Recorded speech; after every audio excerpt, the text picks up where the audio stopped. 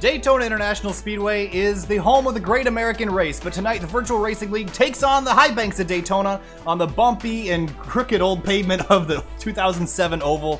And tonight we go racing for 80 laps, and it's going to be a good one here tonight, Finian, with the championship battle heating up with just 2 rounds remaining after this race. What are we supposed to look for? Yeah, well, last round in the championship after Dover, Jordan Ashland took over the lead of the point standings from Eric Hudden, who is now 17 points behind in second place. Then behind him we have Elliott Butler, and he is 40 points behind. Then we have Mark Emerson, 65 points behind. And then rounding up the top 5 in points is Reggie Ortega with 86 points behind in fifth. All right, so the points battle it looks like Ashland's got a pretty commanding lead right now, but 17 points here tonight. We got over 20 cars entered in this race, Finian, and 80 laps at Daytona, always a wild card in any championship. But with this being the third to last race, you're not safe here, even if you're that vehicle of Jordan Ashland there. So you got to keep an eye out for the drafting tonight. Also, we're riding on board now with Chris Gutierrez in the number 78 car. The bumps around here, that's going to be what we're going to be talking about all night, other than the drafting, is how bumpy this place is. Yeah, I never really ran much on the old Daytona track because I got Daytona once the new version of it came out where everything was nice and smooth. So running on this layout is very uncommon in most series. I know it's usually common in the fun series that typically run the trucks here. We're running a cup car here in the draft, and it is very tough to do. It's just the car bounces all over the place, as you can see, and I don't think really even the cameras do it justice compared to what you feel behind the wheel, and the wheel just fighting back with you over the bumps. So we're going to ride on board tonight with Elliott Butler on the gyro cam. He is going to be our in-race reporter this evening, and again, currently third in the point standing, so he's kind of in the thick of it, so we'll keep an eye on him. But again, this gyro cam gives you a pretty good perspective. Again, you can't feel the wheel in your hands here going around here, but you can just look at how much camera movement there is on that gyro cam that's staying perfectly level. But the banking here, it's there's a lot of it, and you can use all the lanes on the racetrack, but it's a lot bumpier down at the bottom than it is at the top, but the top's the longer way around. You see the 36 diving below the yellow line there. That's another thing. You can't pass below that yellow line during the race, so we'll have to keep an eye on that rule throughout the event. You see Butler backing out now, P3 on the board, with a minute and a half left in qualifying. Yeah, really close up at the board. Typically what we usually see, we have Andrew Schmier. Every time I'm about to say it, I always mess up. Schmier, he's currently leading, has provisional pole over Vincent in the 4 car with only 0.08 of a second behind. Yeah, I mean, all the deltas here tonight are going to be close. The finish is going to be close. The run to the stage caution at lap 25, that's going to be close. So we have to keep an eye on all that. And again, the top 5 are awarded points at that stage caution, so that's going to put a lot of emphasis on moving forward earlier in the race. You're not going to sit at the back in this race and come charging forward. You're going to want to be up at the front the whole race, keeping yourself out of trouble and looking for those points. But right now, Connor Horn in the number 42 car is out on track. And it's throwback night here at Daytona. Most of the drivers running old 2001 schemes, and it's going to be fun. It's basically Darlington all over again. So looking forward to seeing some of these classic schemes get out on track. I know that the 8 car of Jeremiah Vincent has a gorgeous Dale Jr. throwback scheme. And Andrew Tuckenhoff has the old Dale Sr. scheme sitting there on the end of pit road there. So looking forward to seeing these old cars battle. I believe there's also Michael Waltrip scheme. The number 33 of AJ Stravato is running that here this evening.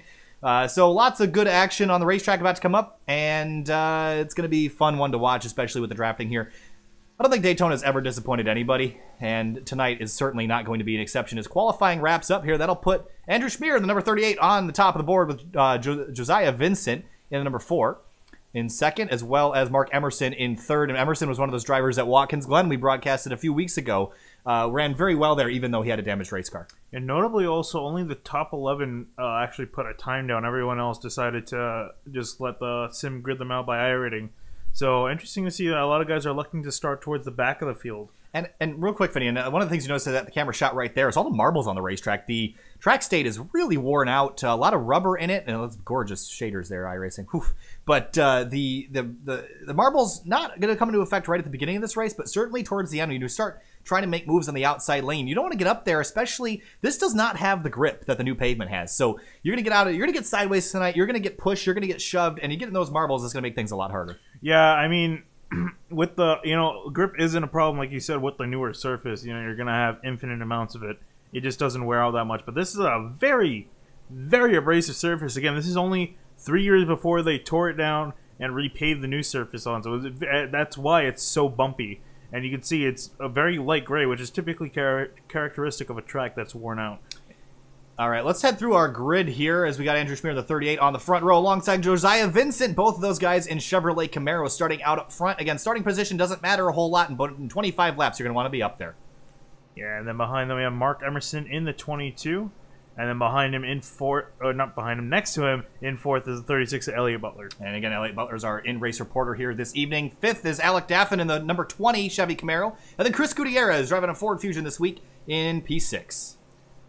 Yeah, and then back to the fourth row, we have Connor Horn in that beautiful 42 car. And then in eighth, outside of him, will be the 53 of Ivan Jones in a Ford Fusion. All right, Chris Stouffer in a Chevrolet Camaro in P9, and Chris Morse Jr. in the number 17 Ford Fusion. That will be starting in 10th. Moving back to the sixth row, we got Robert Gaba in the 75, and then in 12th, we have Eric Hutton in the 88.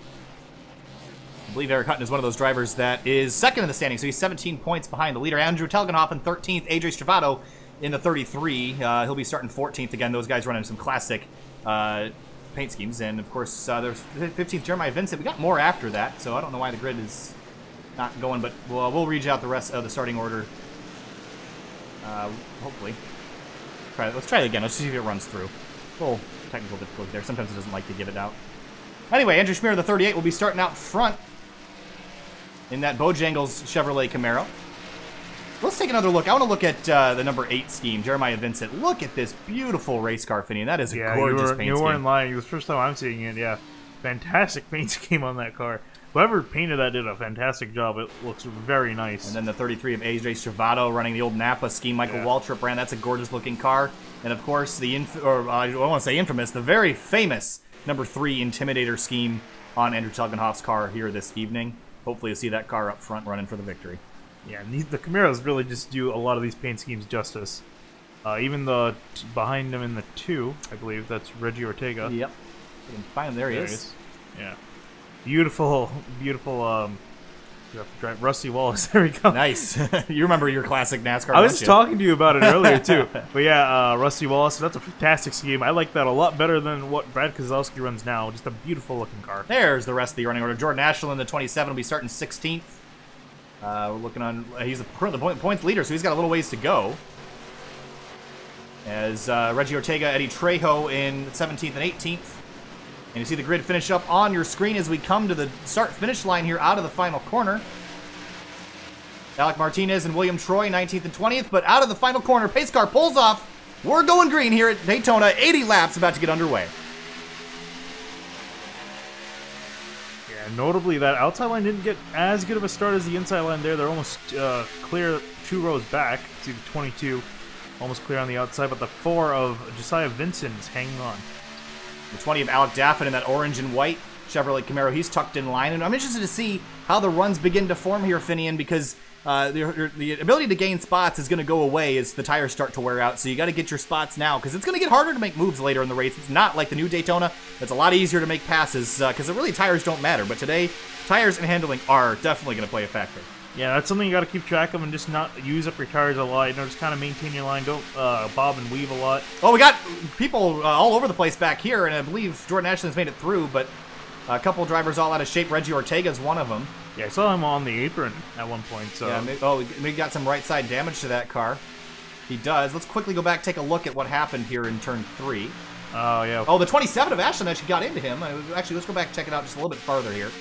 But, so the 2 was right alongside Jordan Ashland, kind of went in the middle, almost 3 wide there for a second, got into those marbles and bounced off into the 2, and there's significant damage to the points leader. And man, remember, he only has 17 points of a gap.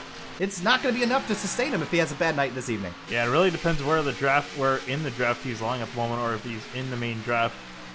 From the looks of it, he might be. We'll have to keep track of that. But you can see already in the front, it's pretty much a single file for a few lanes back. See that outside line kind of struggling to gain some sort of traction. You see there's a bunch of cars back here. The 17 Motorcraft Ford. Chris Morse Jr. is kind of, he's off below the line there. Got to be careful about the track limits here today, Finney. You don't want to get yourself down there and pass a race car. That will be against the rules. You see the 88 of Eric Hutton around the outside. Yeah, he's working hard now, especially with his rival in the championship finding some trouble here all the way back in 21st at the moment, Jordan Ashland. So Hutton's hoping for some, hoping to gain a lot of points here. Right behind him, that's a 75 car of Robert Gaba. He's got a 911 scheme on that car this weekend. We see the run.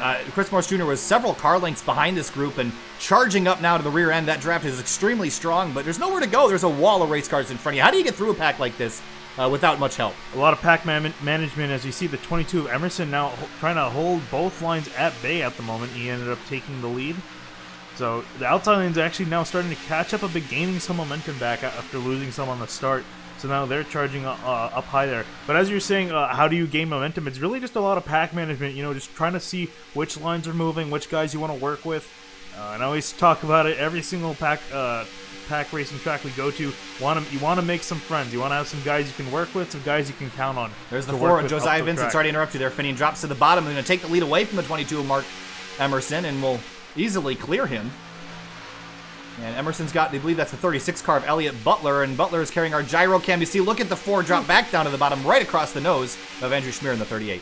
Yeah, and Schmier has nowhere to go, so he's going to have to settle in behind. And we'll see, wow, the 4 goes up to try to hold off the 22 of Emerson, but Emerson gave him a shove there on the top side. Yeah, you got to be careful with that, because you make that move a little bit too late, you'll turn yourself across the nose, but Vincent does a pretty good job of clearing himself there. And remember, the spotter gives you a little bit of leeway, gives you about a quarter of a meter of space before you start running into issues. But as we work our way down the back straightaway, we see Elliott Butler there in the outside lane. Got help from the number 3 of Andrew Chuganoff, who is, I believe, started pretty far back in 13th, so already up 8 spots for that number 3.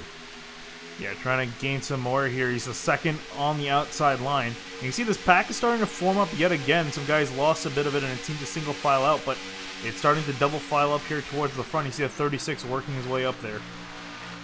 All right, we kind of do have a little bit of a break back here. Real quick jump back to David Mott Jr., who is back in the number 41 car, about 5 seconds back from the lead pack, and Jordan Ashland has lost the draft, and that's going to be a big points hit, especially the guys that he's battling, Eric Hutton being one of them, is in 10th.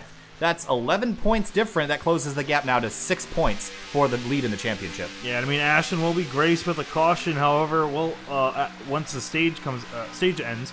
But the question really is, will he be lapped down before the stage ends and have to gain that back? So it's really not looking like a good situation for him. However, Hutton, if he can end up finishing in the top 5, he can gain a few points to even close in his lead to Ashland even more. See up front here, a lot of guys moving around here, a lot of movement, everyone's trying to get a spot here. There's the lead battle there with the 4 and the 22. We're riding on board in-race reporter Elliott Butler in that 36, who's 3rd in the point standings, trying to make his way forward. He's got to beat the 88 in the 27, and so far he's doing a great job of it, running in 4th, and now he's going to be 3rd and heading to 2nd down the back straightaway as he gives the 22 of Emerson a huge push.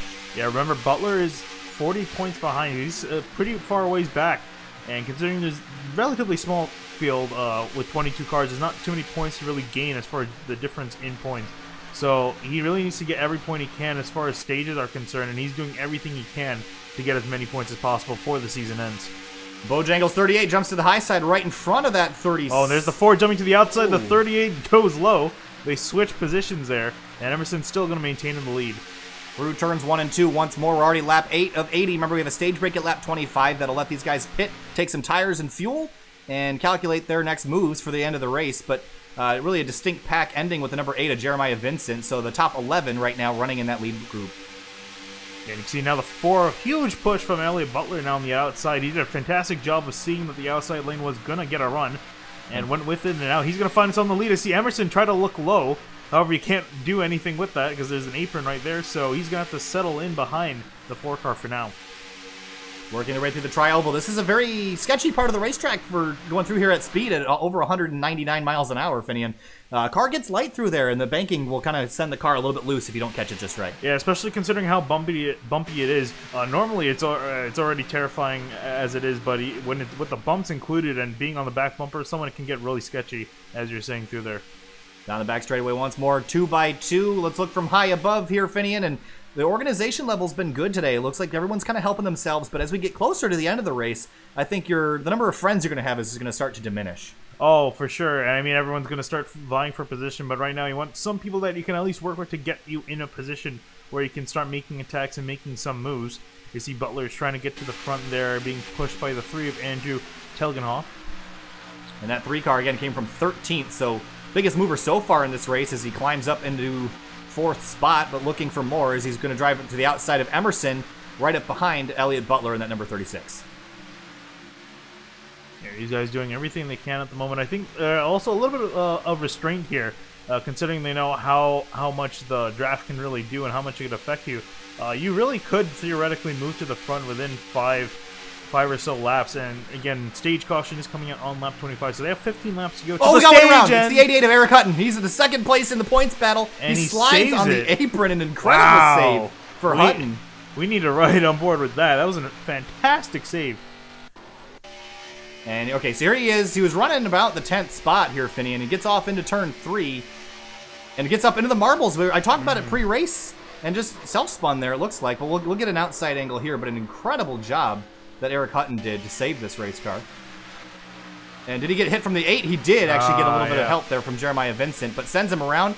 Only damage to be done, a little bit of right side damage, a little bit of rear end damage, but I think the pit stop at lap 25 will save him, and he shouldn't go a lap down right out of the gate. So if he latches onto this group with the 18 of Alec Martinez and Eddie Trejo and the 11, I think he'll be able to hang on. Yeah, he's currently only 9 seconds back away from the leaders. So he should be able to grasp on to at least finish on the lead lap. Meanwhile, we see a group up ahead that includes Reggie Ortega and Jordan Ashland. Remember, Ashland, the points leader right now, cannot afford to go a lap down, especially if there's going to be more than one driver lap down because you lose that free pass opportunity. So we'll have to keep an eye on that. The points battle's really shaken up already here. We knew it was going to be a wild card, but this early already. Look at Emerson jumping to the outside now. He's going to get strung down the middle if here comes the 36 of Elliott Butler to the outside now. Yeah, it looks like they're 3 wide here, and Emerson's just trying to defend any lane he can, but there's not really anywhere he can go. And here comes the 36 of Butler. Up into the wall! Oh, yeah, up into the wall. And that seems to really be the common thing here. You can't get too close to that outside wall. I think the bumps are just almost throwing the car into the wall there, so it's hard to maintain speed. And the 3 of Telegonov caught the wall there as well, so the 36 and the 3, a little bit of contact. Here goes the 4 out of line on the apron. Got to be careful not to hook the car around. You see him get loose there, and he's got the 42 of Connor Horn right up the rear bumper. Yeah, really, anything could really set these cars out of balance, as we saw in turn 3 and 4 and in the trial there. Very little things could upset the balance of this car, so you got to be very careful with your movements and very precise with them. See that second group there with the 33 of AJ Stravato leading that group there, just trying to keep themselves out of trouble to the first stage. Not a bad idea, but remember, only the top 5 get points, so if you're in the points battle, you're not going to want to be back there. You see, Butler gets in the wall again, violently now, and he's going to have to try to peel off and get back into this draft, otherwise he's going to risk it. Yeah, he's going to lose that, I think, Finian, but, well, maybe not. He might be able to, oh, he's going too slow now. I think he's backing out, but the lead pack getting very, very aggressive here. We're going to have 11, 12 laps to the end of the stage, and we've seen a lot of drivers get into that wall, just getting a little too close. Speaking of drivers that got on the wall, if we saw it a little bit further ahead there is Jordan Ashland and Reggie Ortega running up. You can see them there coming out of turn 2 on the back straightaway. So they're catching them and catching them fast. So that means Jordan Ashland's in danger of remaining a lap down after the stage caution comes out, because he's going to have to fight with Reggie Ortega, and Ashland's car is pretty damaged at the moment. Here comes Connor Horn in that 42, but look at Mark Emerson, been very aggressive. We saw this at Watkins Glen too. Mark Emerson be very quick and aggressive with his moves, but here he is at Daytona now, shoving Connor Horn in the 42 up to the front. Here comes Horn to the outside now. They got lap traffic to deal with here, and probably under a lap. Yeah, we're going to see what this lap traffic does. Okay, these guys are doing a nice job. They're going to stick to the outside. So the lead pack's just going to scrape on through the middle and through the low line. It's easier said than done, though. 3 wide's really hard to do here, especially in the corners. I think they will catch him on a straightaway. Look at the 27. Really beat up, and that's going to be a rough day for him if that doesn't get fixed. Yeah, I mean, because you talk about any minor imperfection could affect how your car handles in the draft, and with that much aero damage, it could really hurt your speed in the draft. So the car is just not going to be up to performance. And that's really going to set Jordan Ashland apart from everybody, and he's not going to be able to really hang in there with these guys. Through turns 3 and 4 now, we're going to have 10 laps to go in stage number 1 here for the Virtual Racing League. We crossed the line. The 38 of Schmier has led a lot of the race so far in that 38 Bojangles Chevrolet and started on pole, so he's running really well right now up front, keeping himself where he started. Yeah, and we have only 9 cars here in this lead pack. So it's potentially these guys that are going to fight it for the stage win here. And then the second pack, you can see that was further in the distance behind coming out of turn 2 now. There they are, led by still AJ Stravato. And it looks like, yeah, that's Stravato. Well, Stravato in the 33 there. There's a 78 of Chris Gutierrez. Actually, that's really the leader of the group right there, is the 78 of Gutierrez. Chris Morse Jr. in the 17, and the 53 of Ivan Jones. And then, of course, that's Stravato, and Elliott Butler is slipped back here. And Ben Baffert in the 60 is tacked onto the end of that group. You have to look 8 seconds farther back to find Trejo and Martinez trying to keep themselves out of trouble. But back up the front, we got a battle for the lead still raging on here, lap 17. Yeah, so what we're seeing now is our 3 main championship contenders here all struggling. With Butler in 15th, the 88 of Eric Hutton in 20th, and then Jordan Ashton, our points leader, all the way back in 22nd, last place. Look at Mark Emerson now to the outside again. I said how aggressive he's been, and it's paying off right now as he goes to the lead. And I think definitely towards the end of the race, you're not going to want to have that 22 on your rear bumper because he doesn't look like he's trying to make any friends out there. He's a one-man show in that Ford Fusion out front and making it work. Look at the 38 loose off the corner. Yeah, 38 was loose, and the 4 was all the way back into him. And nowhere really to go because he had the 7. That is Christopher behind him, so he got stacked up there. He's able to hold on here, but you see Emerson dive down, and so is the 42 of Connor Horn. And it looks like now that outside line is going to die, so these guys are going to be single file potentially for a bit. And it's probably going to pick up definitely within a few laps again. Well, I think the thing about single file fitting is it gives you options. Once the 2 wide is done, you kind of get that mobility back, and you can use those runs and work with your teammates to move yourself forward. But then you don't have the established line on the outside, so you kind of have to form your own. But I definitely think it gives you more options to head forward, as you don't have a roadblock in front of you that you have to figure out a way to get around. Yeah, definitely so. So, yep, these guys are officially now single file here up in the front. Again, potentially to change considering how easy it is to make a move compared to the newer Daytona. And the fact that this draft package was changed over the build that was released a few weeks ago. So these cars draft a lot better, so you can make passes a lot easier than you were able to before. And I'm sure these guys are definitely going to take advantage of that as the laps wind down. So there's the lead pack right there. We got to look all the way back 6.5 seconds to find the 78 of Chris Gutierrez leading that group. There's Reggie Ortega and Jordan Ashland have fallen back to that group as well. Then, of course, AJ Stravato in there too. But the battle is on up front. Connor Horn in that number 42 car started 7th, running 2nd. So a great first stage for him in that Haviline car. And hopefully can continue with that success moving forward. Look at the 38, kind of push the 4 a little bit wide there heading into the tri-oval. Yeah, definitely. So these guys might honestly try to do that and just kind of move someone out of their way, because with the bumps it kind of assists you in that. So we're going to see guys maybe be a little bit aggressive. You see the 4, Vincent look to the outside, maybe trying to get some help, and he has help from the 8 car of Jeremiah Vincent. Yeah, it looked like he wasn't satisfied running single file. He wanted to go places, and now Jeremiah Vincent drops in the line with him in that beautiful number 8 Dale Jr. throwback.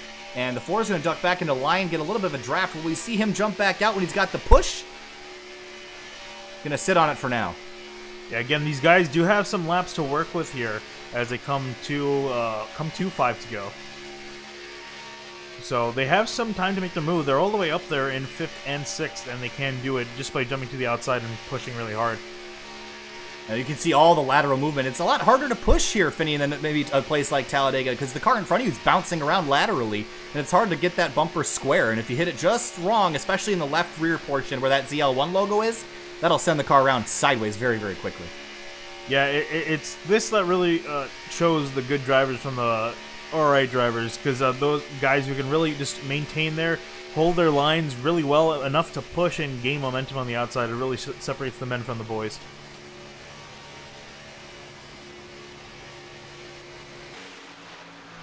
Out of turn 4 now. The 38.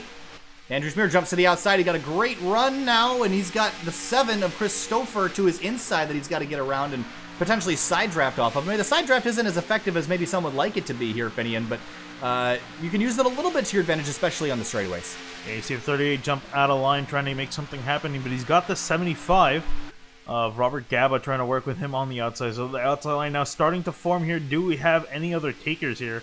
Going to see who decides to dive out there. You see Emerson get a bump there from the 42. Oh, man. Knock him out of line. He got really out of line. That sent about a lane and a half up the racetrack. Remember, Emerson, if you look at the bottom left of the ticker there, is 4th in the standing, 65 points back from the leader. And that would seem, with 2 races after this, Finian, that would seem like a monumental hill to climb. But with Butler, Hutton, and Ashland all kind of running into issues early in this one, maybe not that big of a deal. He could chunk out 15, 20 points in this race and still be in contention if the other 2 have a bad end of the season. Well, if he finishes where he is right now, he will gain 5 points from the stage caution. after the stage, and so he's looking for that every point he can get. And if he can't win the championship at the end, or he can at least gain a few positions in the point standings from 4th. So he's doing a fantastic job all race, just showing that he's been able to maintain the lead really well compared to the other drivers, and he's shown to be a force to be passed. Like, that's very hard to pass. Out of turn 4, look at the 42, running a little bit higher. You're going to duck down underneath, looks and gives the 22 a big shove here. And behind you see the 3 starting to assemble a line with the number 38 car. And look at the 4 and the 8. Here starts their run now with 2 laps ago in the stage. Excuse me. Yeah, that was almost reactionary there to the 3 of Telganov, that the 8 and the 4 jumped to the outside line. So they're trying to make a move. You see, almost everyone's now on the outside line.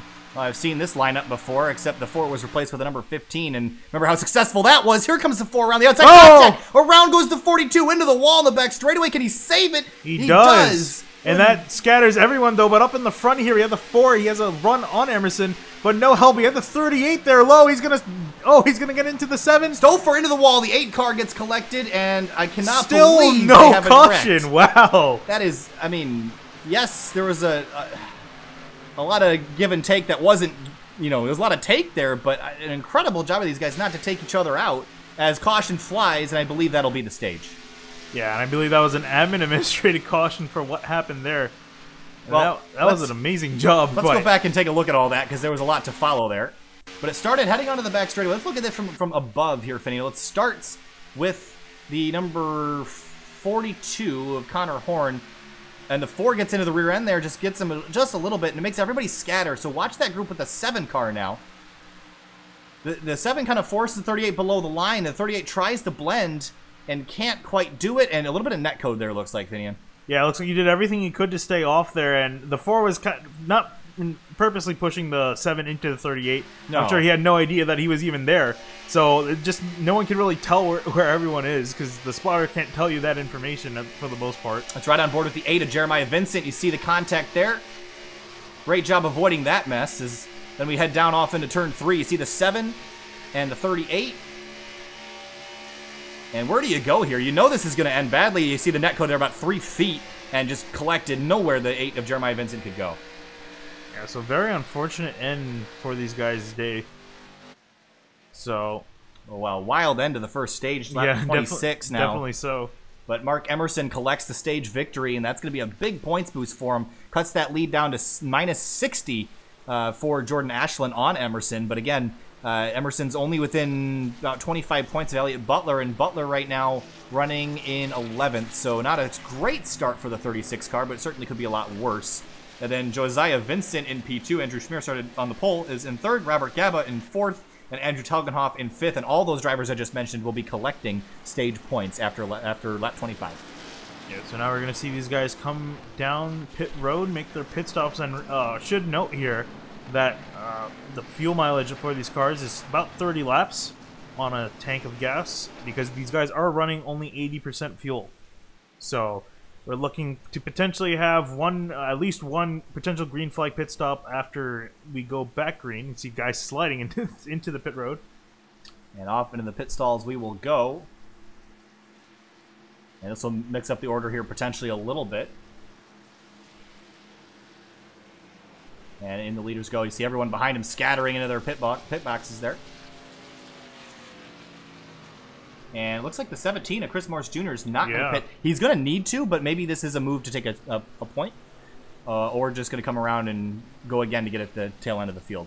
We'll see what he does, but here comes everyone out of pit row. We have Emerson coming out, followed by the 20 of Alec Dath in there. Yeah, so he definitely probably pulled some sort of strategy or something, I guess. Everyone looks like they've taken 4 tires. Chris Gutierrez jumps up a bunch of spots in pit lane, goes up to P5. Yeah, but a lot of the guys in pit road are there fixing their damage. Yeah, I think that could be. Yeah, so I think that's what we're looking at here. And a lot of cars are damaged after what happened.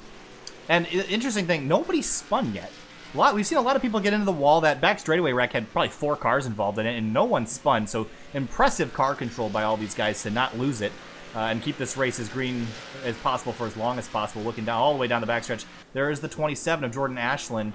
And what do you do in his situation here? You're not going to get the free pass. I would say definitely pit, because you're not going to make it on fuel. Because again, we went nearly 25 laps on pretty much green. And a pace lap, too. And a pace lap, so... And with all these caution laps, so you can only go to a realistically lap 31, 32 maybe. So I would just pit and take the fuel because again, there's not too many cars. I mean, he is the only lap down car at the moment. Yeah, it looks like he's gonna come this time through. Yeah, it's kind of forcing his hand to come down pit road. And here comes Chris Morse Jr. in the 17 as well, so he'll take his pit stop here, and I imagine 4 tires and fuel for that number 17. Got a little bit of right side damage there for that vehicle. Yeah, so he's going to have to try to at least fix that, but definitely I think the 27 of Ashland's going to want to fix as much damage as he can, because his car seems to really not be performing as he was stuck in the draft. And it's hard to get that performance back. I mean, once you get the aero damage here in iRacing, it's pretty much a death sentence for your day, so hopefully you can get it fixed a little bit. There's a 33 of AJ Stravato popping in the pit lane as well. Yeah, but notably, too, you see in frame as well, the 8 of Jeremiah Vincent. His car has been sitting there for over a lap, which means that he has some required damage that he has to fix. So I would imagine he would have probably gotten out and prevented himself from going a lap down, but he has to get those repairs fixed from the car. So he got a lot of damage definitely in that last wreck. Absolutely. So that wreck took a lot of cars out as if it was a caution, and it really wasn't. It was kind of just an early end of the stage. They did a great job collecting themselves, and again, we had the 88 of Eric Hutton get turned onto the apron in turns 3 and 4. He kept it under control, so everyone's been doing a great job so far here tonight. And so far, Mark Emerson looking the most aggressive out of anyone we've seen tonight, and it's paid off pretty well. He's running very well right now, leading this race, and again, did a great job at Watkins Glen, so kind of a jack of all trades here, and looking good, and hopefully take a chunk out of the points lead. Elliott Butler has, in the 36, is now up to 7th after kind of getting into the wall earlier in the race. Yeah, I was going to say that Butler and trying to find the name, Hudden, who are both in the fight, they got kind of lucky getting separated from that lead pack because they were able to avoid that carnage that happened up there. So their cars are perfectly fine now to go to the end. They didn't get the stage points, but bigger picture in mind, they're going to be able to at least compete for the win at the end of this race. And both of them need as many points as they can get over Jordan Ashland in first. All right, so we got a bunch of guys catching back up to the field, and Chris Morris Jr. is one of them. Eddie Trejo, there you see catching the field.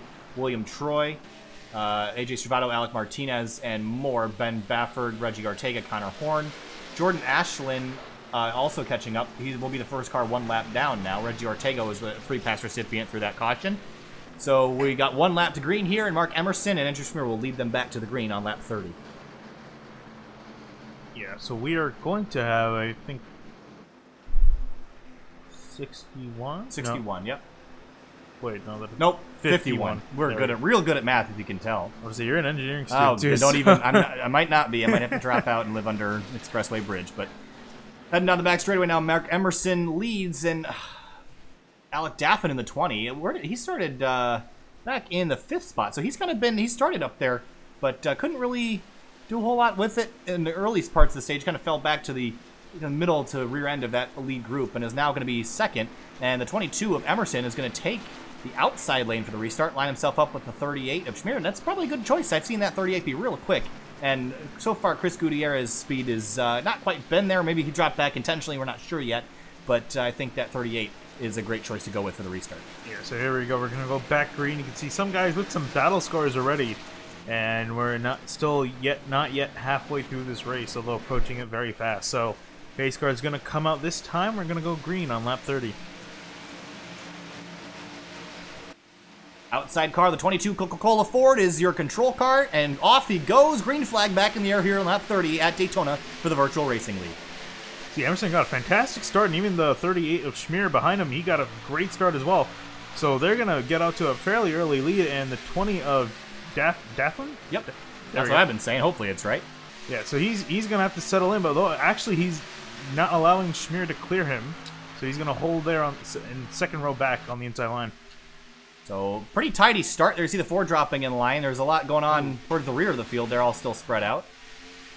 And you see, I believe that's the 87 of Troy that is dropping to the rear. Yes, it is.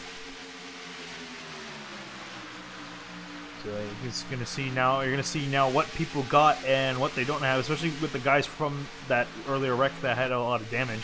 if they're able to maintain pace with the field. So the front 5 are kind of all spaced out nicely, but Schmier's going to drop back a little bit. He's got the 4 of Josiah Vincent now, and to his inside, and here's the 3 of Andrew Telgenhoff. And Telgenhoff received a little bit of damage there earlier in the race. Just scraped the wall in 3 and 4, but that can really hurt your car. Yeah, they can definitely hurt your car, although some other people are, I would say, more worse off. So he should be fine for the most part. It didn't seem like that damage was too violent with the wall. Again, it could have been a lot worse. I would say that Ashland got a lot worse off on his damage. And speaking of Ashland, let's try to see where he is riding around in this. So he's able to at least stick with the pack for the most part, it seems. You can see that pack ahead of him all kind of strung out. The 38 car still on the outside line trying to get in. Looks like he'll slide in 8th spot for now. Yeah, it looks like everyone's kind of settling in here for the long run. Yeah. And we do have a long ways to go. We have 50 laps pretty much to go left in this race. That's a long way. It's over 100 miles. So, again, there's no really point in fighting for position at this point rather than riding this out. Saw the 22 car actually get a little bit sideways going into the corner. Rear tires kind of slid out to the right. Managed to hang on to it and keep moving forward. Toyota.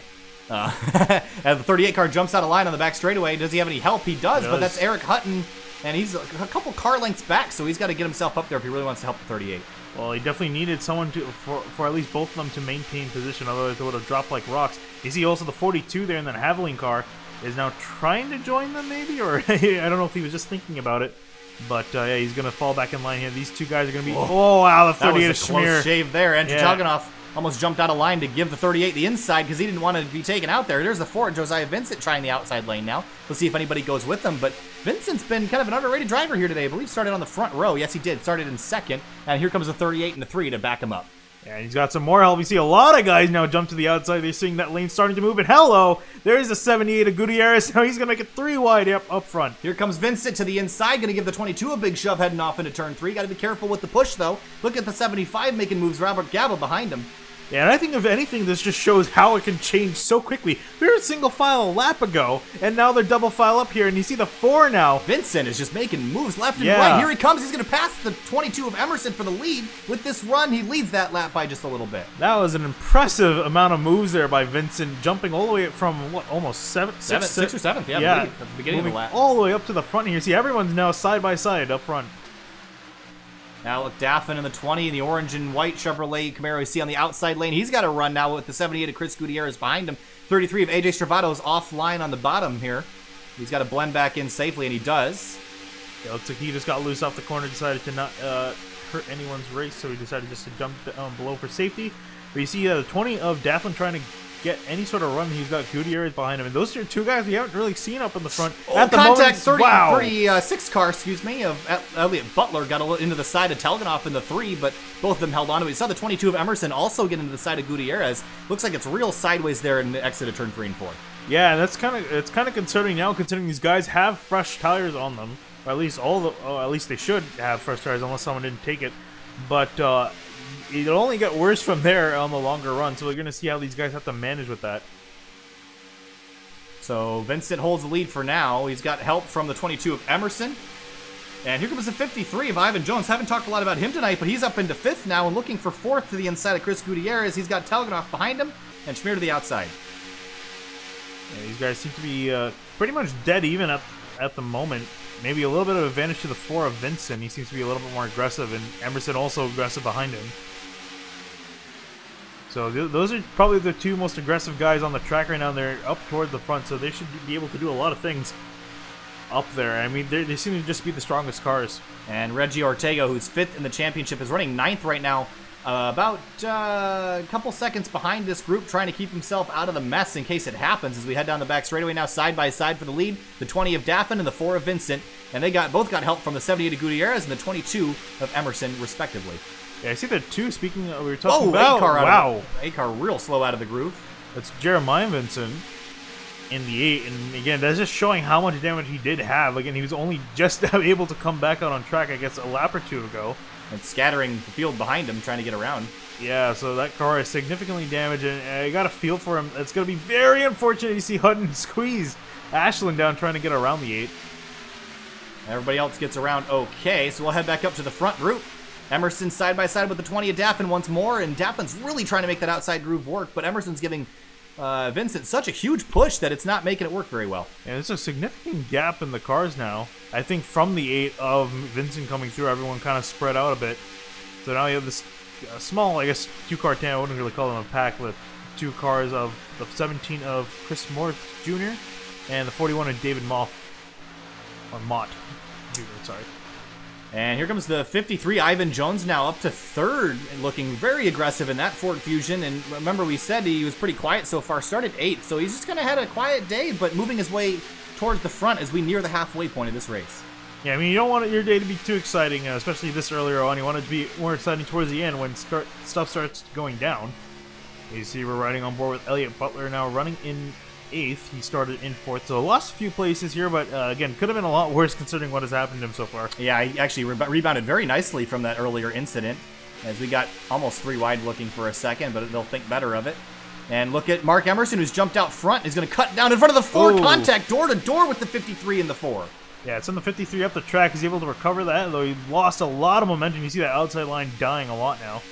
And no one seems to be helping them at the moment, so it looks like the outside line might fade away and then maybe recuperate here later on. And actually, now just about as the 4 of Vincent jumps to the outside now, trying to pick up the 53 and the 20 there. It's amazing how incontent these guys are with running in second. They'll jump to the outside lane, form a new line in half a lap. We weren't expecting that to happen.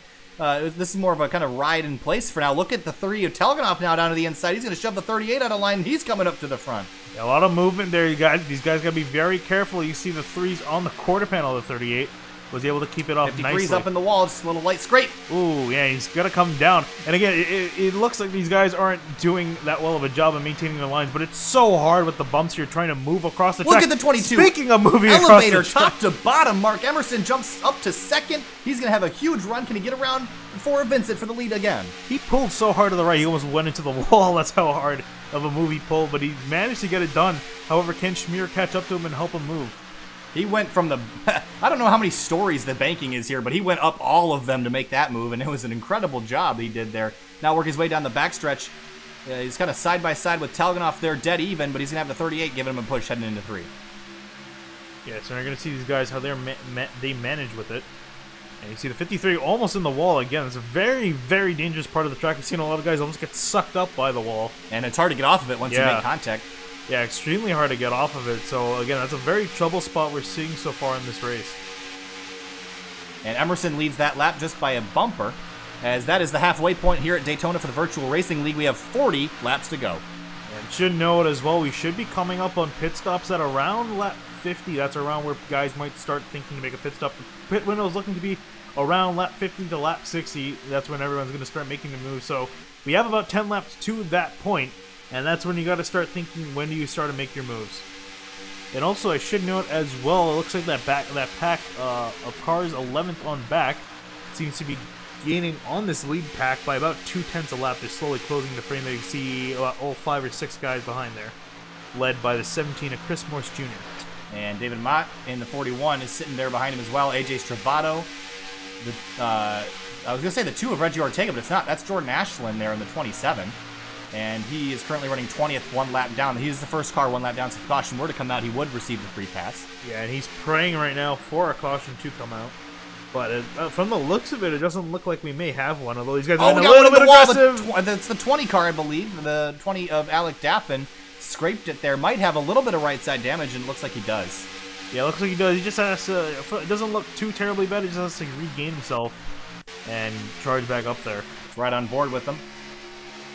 Loses the nose in the draft here, and he's up in the marbles, and boom, you see the hood flap there get a little bit dented in. That's going to hurt his performance just a little bit here. So right now he's kind of struggling. You see guys behind already catching him. So they're now these 2 packs have been reunited, and so now we have about 15 cars in the lead pack.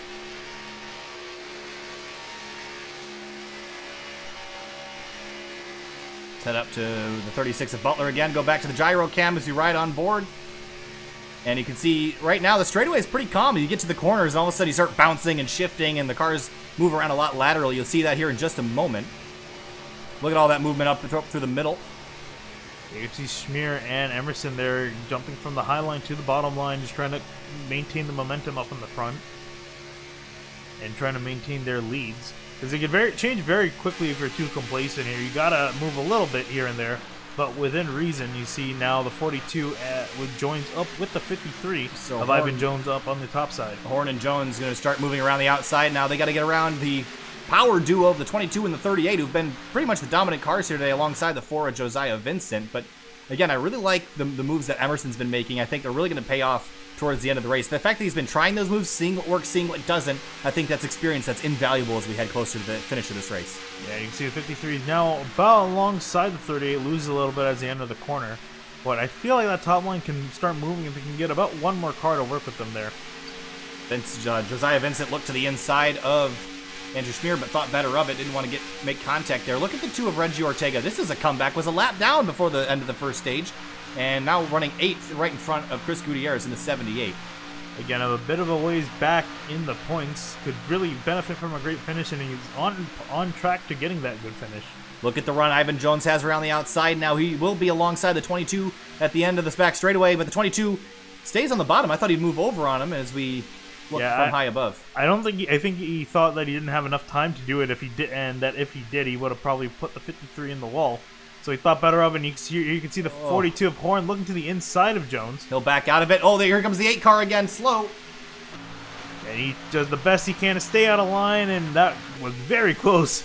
Especially in the exit of the corner, too, because that's when the car starts pushing up towards the outside wall of the track. So that could have been very dangerous, although everyone gets around okay. Heading off into turn 1 now for the 46th time, and now looks like the 53 is going to try to regrow that run that he had going with the 42 of Connor Horn. And Chris Gutierrez has started to jump into this group as well. Yeah, again, you haven't seen too much of him. He's been really quiet on this run so far. Again, not really much you have to do at this point other than just maintaining with the lead pack.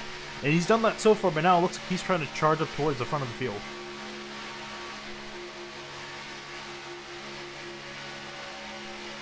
Off of turn 4 now.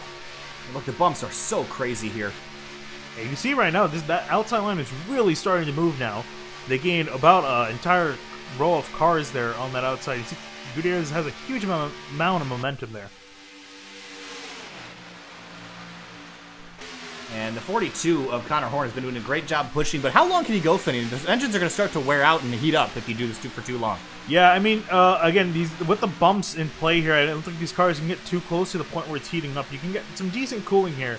But yeah, if you are being really aggressive, you do have to back out for quite a bit and start getting some cooler air to that engine. Otherwise, you could risk blowing up. And now Ivan Jones is driven out in front of Mark Emerson while that was all going on, and now takes over the lead. But we know Emerson's not satisfied with second, and I expect him to be pushing pretty hard to get that lead back. But here comes the 42 of Horn now with help from Chris Gutierrez, and both these guys, like you said, Finney, have been a little bit quiet today, but now starting to make their moves to the front as we close in on lap 50.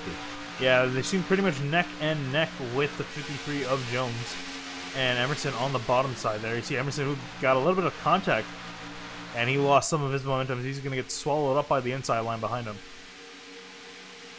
And actually, how about that 17 of Chris Morris Jr.? He was, again, back in that second pack. They drafted all the way up. He was in 11th, now charging all the way up to 4th now. Doesn't have any help up there right now. Maybe the 20 of Daffin can give a little help on the exit. He'll have the draft from Chris Gutierrez as the 42 of Horn drops into line in the lead. And here comes Gutierrez around the outside now. See a lot of bumping going on here. And you see Emerson now jumping to the outside, trying to get a run. You see a lap. There's also a lap car there. That is the lap car of Robert Gabo, who's in risk of going a lap down. And that is an angry mob behind him here, riding on board with Gabo off the pace here. 177 miles an hour. The lead pack behind him doing 200 at the ends of the straightaway.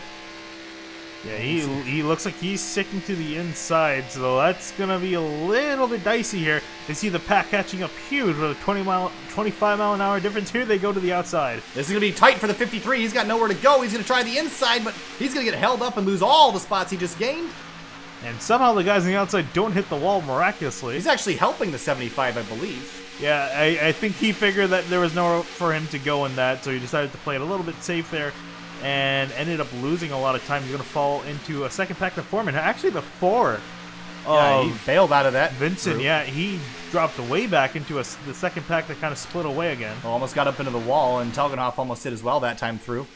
Yeah, so these guys kind of fell off just a little bit, man. At 75, you can see the lap car is really playing a factor in changing up the lead here. As you see now, Gutierrez is looking to the inside of Emerson, but Emerson's going to maintain it at the moment. Emerson looked like he was going to drop down to the bottom and try to fake out the 42 of Connor Horn, but Connor jumped in front of it. We got a caution.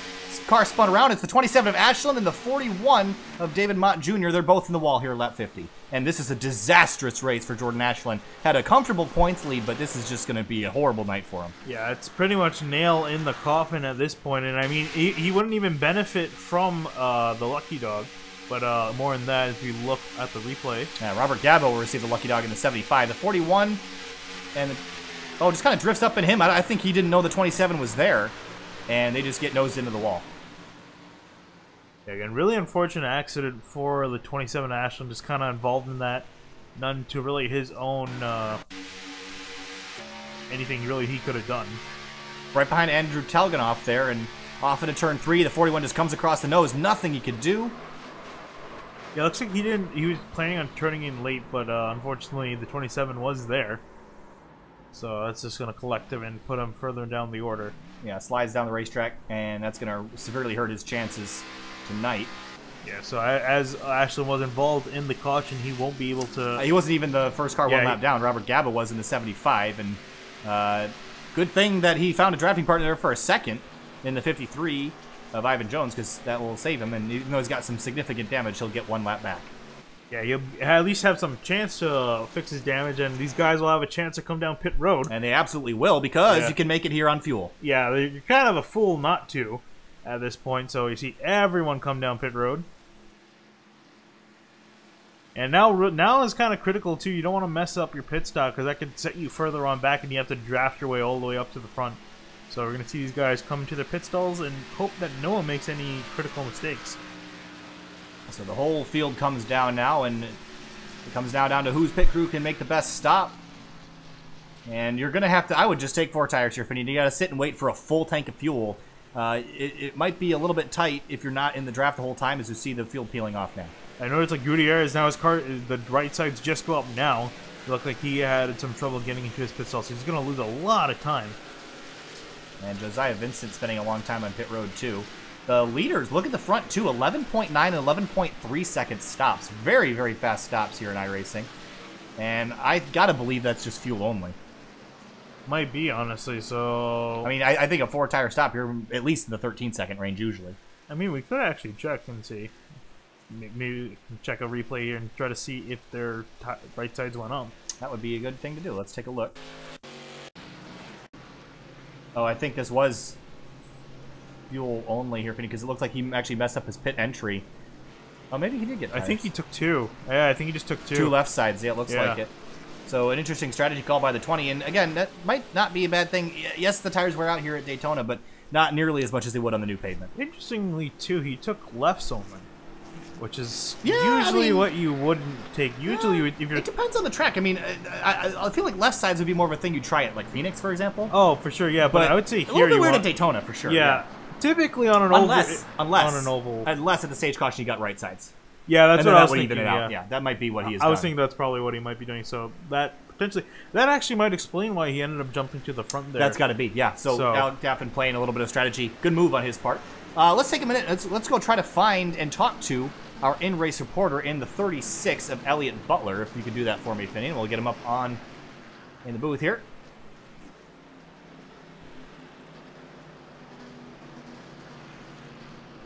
Butler, Elliot Butler.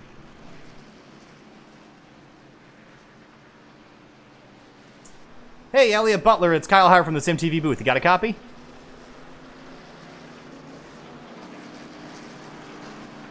Oh, my mic's muted. That would be why. Hey, Elliot Butler, Kyle Hire from the SimTV booth. You got a copy? Yeah, I do.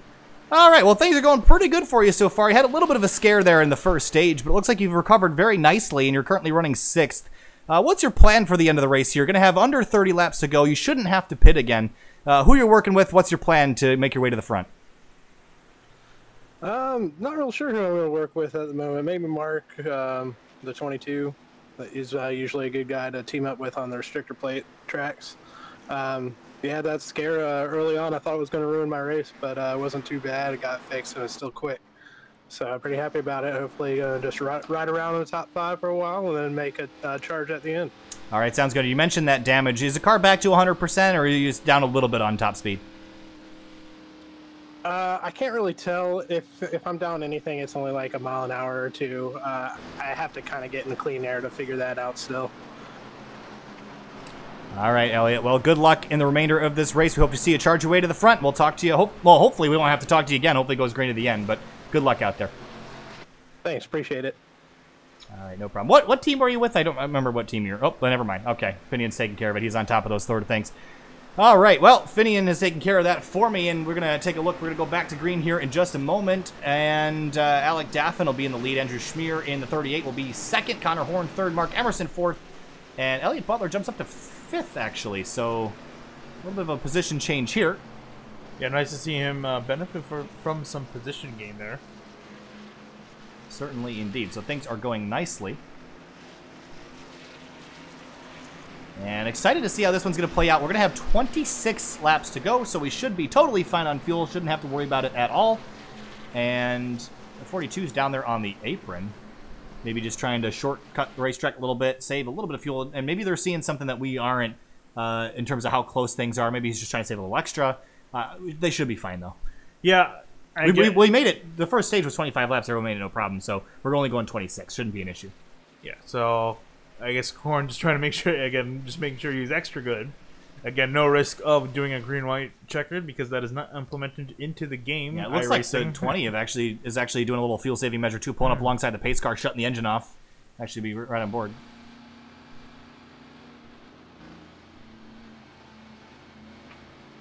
Engine is on, which is very quiet. Clutching in? I don't know. He's riding in gear. It's just high gear, fourth. Interesting. These guys should have enough fuel. They got plenty. Wouldn't imagine they would have been able to make it the first. But looking at the numbers, you want to make sure. Yeah.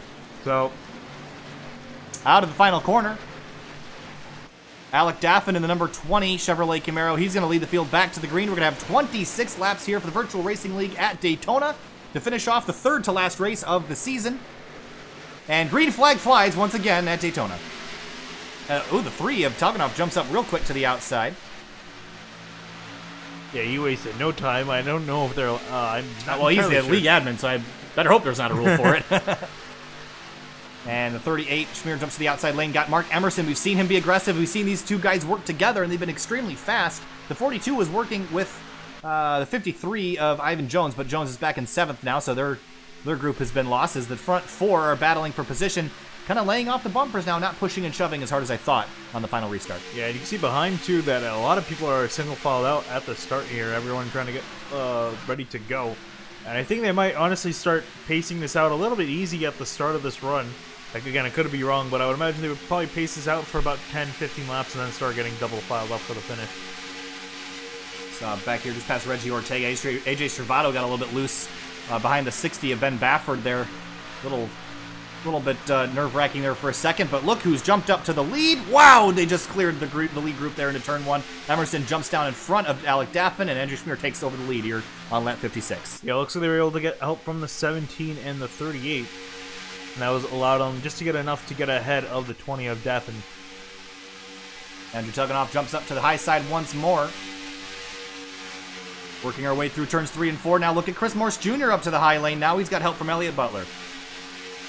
Yeah, he's trying to, again, just make anything work on this top line, although they're not getting the most help right now. They're only about 3 cars back. Actually, Daffin looks like he jumped up there to join the 17. The 17 leaves them on the outside and jumps down low. Oh, looked like the 20 wanted to get back down there for a second, but realized the 17 of Morse was there, and he's going to have to use the help from the 36 of Butler as we head off into turn 1. You see the banking catch the cars as they slide up the racetrack, and we'll head around to turn 2 on the back straightaway, and that's where you can really get your push and shoving. And let's see if the 36, the closing rate that he has on the 20, and didn't get a great run off the corner, but you see the draft slowly closing that gap. Will he jump in the line in the bottom? Looks like he will, and will slide in behind the 42 of Connor Horn. Yeah, it's going to send Daffin even further back as no one's really willing to work with him at the moment. It looks like everyone's trying to get single file out, and there we got Tuganoff jumping to the outside there in 8th. Oh, the 20 car forced his way down to the bottom and shoved out. I believe that's the 53 of Ivan Jones, so Ivan Jones is a little bit upset about that move, but here comes the 3 of Telgenhoff. Now he's all by himself out there and looking for Eric Hutton in the 88. Again, one of those drivers in the championship battle. He's back 17 points behind. He looks to the outside of Chris Gutierrez now. But remember, Hutton is in a real good spot in the points battle because the 27 at Ashland, the points leader, is in 19th. So Hutton has made up 10 points, so it's only a 7-point difference between him and the points leader right now. Yeah, and he's hoping for more at the moment, just trying to get any points that he can. And I'm sure he's looking to at least finish in the top 5 and maximize his points gain, as Ashland's stuck all the way back now in 19th and looks like he won't have any really good chance of getting up back in the fight. No, he could actually go, if he gets involved in any other incidents, he could actually fall to 20th because Jeremiah Vincent's out on track still. David Mott Jr. is off track 6 laps down and will continue to drop spots as he's not out on the racetrack. So the worst Ashland can finish is 20th. The best he's going to finish is probably 19th tonight, unless there's more wrecks, which always a possibility here at Daytona. Yeah, you never know when it's going to happen. I mean, right now these guys, again, single file, but we saw last time how that changed so quickly as guys started to jump out of line and get a line form here. And look who's back. The 20 and the 3 and the 78 lined up in the outside lane. And the 20 is going to drop down behind the 42, get a little bit of a draft, but we'll see if he carries that momentum to the outside off of turn 4. He will. And he'll jump to the outside of Connor Horn. Yeah, but unfortunately the 3 and the 78 didn't really get a good run, so he's going to probably lose a little bit of momentum here as they struggle to catch up on the outside line. And look at Mark Emerson looking to the outside up front. And he saw that line coming, and he's been mirror driving for a lot of this race. He's going to use that momentum from the side draft, and now the block of air in front of the 20 car, he's going to use that to jump around to the outside of the lead for that 22 Coca-Cola Ford. Yeah, I think Emerson, honestly, if you were to put money on who would win this race, I gotta say it's gotta be with Emerson. He just looks like he knows where to make these moves happen and jump to the front. That's really what it takes. See Daffin dive down to the inside, and Telgenhoff tries to follow him. He gets loose on the apron. And Chris Gutierrez in the wall. Oh, and big others. Crash. Butler involved. The 42 is involved. Like horrible collision. The 42 upside down on his lid. And a horrible crash here in lap 60 with 20 laps to go. That took out a lot of drivers. And the 42 just pirouetting on the roof. And a horrible collision for Connor Horn. That'll end his day. And that was a big, big accident. Here's a replay of it. You see the 20 and the 3 drop to the bottom. And then the 3 gets loose, hit by the 38 up into the 78 of Gutierrez. And collects the 36. And the 42 gets hooked hard into the safer barrier over the top of the 2 of Reggie Ortega back down on his roof. A bad, bad collision for the 42 car. You can see Butler there also smoking out of his car. Now let's ride on board with the 36 of Butler. And on the gyro cam, we'll see how violent this collision is. Yeah, so you see everything, for the most part, is calm. You see the inside line losing out there. You see Telgenhoff dive to the inside, starts getting loose, and you can see, you can't really see too much out of the window, and there you see Gutierrez getting the wall. He gets hooked into the wall, and there's nothing you can do at that point. Wow, you see the 42 pirouetting violently there. Another angle I wanted to get was from the roof cam of Ortega to see if that camera even still exists after the collision. I think Ortega got the roof involved here. So we'll have to find the 2 and ride on board the nose. And when you're this far back, you can't see. You can't see much past the 87 there. That's William Troy. Yeah, and again, if you can't see anything on this camera, you can't see anything as a driver.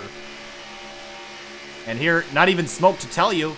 Up the middle, bam, and then here comes the 42 right over the top of the 2 car. Wow, what a collision. Get one more angle here. And get Gutierrez off into turn 3. 3 gets loose, up into the 38, bounces off the right rear tire, and the rest follow. Yeah, just nowhere for a lot of these guys to go at this point. They're all stacked up in one pack. And then once something happens, it's just no time to react. Okay, I lied. We're going to do one more angle from the nose of Alec Martinez in the 18. He saw all of this unfold and got a little bit of damage, but was able to back out of it for the most part. Yeah, you see, he tries to slow down, but the car starts going up towards the wall as you slow down and hits the 38. Does a great job still. Look at the 42 in the grass. Yeah, he hit the 38 of Butler. And it's just a graveyard behind him. Sorry, 36 of Butler. And yeah, honestly, compared to everyone else involved in that wreck, I think he was one of the better drivers better off. Whew. Well, that was a bad collision. That took out a lot of people were taken out in that crash. Yeah, so Chris Gutierrez, actually, here's a big game-changing moment here, Finian. Jordan Ashland, who was behind all that, avoided the wreck. We talked about it a moment ago. He needed a little bit of help. He's got that car repaired and running 12th. And also of note, really, his main rival, Eric Hutton, was involved in that. Has some decent amount of damage to his car. He's in 14th And 36 of Butler, so how quickly things change. And Butler, his car was smoking, so his car is pretty much toast at this point. So Butler is going to almost be taken out of this fight, this championship battle pretty early on. It sucks to say, but mathematically speaking, he has very little shot. And how different it was 5 laps before that wreck. I mean, things were looking really good for the 88 and the 36, but a wreck like that taking out half the field. And we knew it was going to happen. The big one here at Daytona, it always happens. You can't get away from it.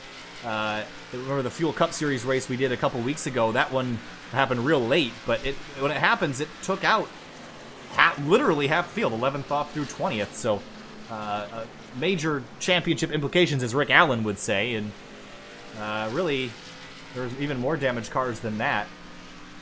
Yeah, we're just trying to look. We're just trying to look through the field, really see who's got any sort of damage. I mean, the 75 Gabba had damage earlier, still does, but it's a lot better than it was. Ben Bafford got a little bit of right front damage there, it looks like. Yeah, again, grand scheme of things, looks like his car is pretty well off. See some guys here. There's 27 Ashland. Yeah, Eddie Trejo looks okay, so he's kept himself out of the trouble. And there are 2 of Reggie Ortega, not okay. Either is Eric Hutton, but yeah, they brought their Tour Modifieds out. Yep. And there's a 36 trying to get something usable out of it. I'm surprised this car was able to start running again, considering there's smoke coming out of his car. Yeah, it's a ticking time bomb, though. With 18 laps to go, I don't think it'll last for the rest of the race. And what a shame, because he was really looking good in the points battle because Ashland struggles today. But I think that was a blessing in disguise for Ashland to be involved in the 2 accidents he was in, because it kept him out of the... He would have been right in the middle of that had he not been involved in those earlier 2 incidents. So things are looking up for that 2017.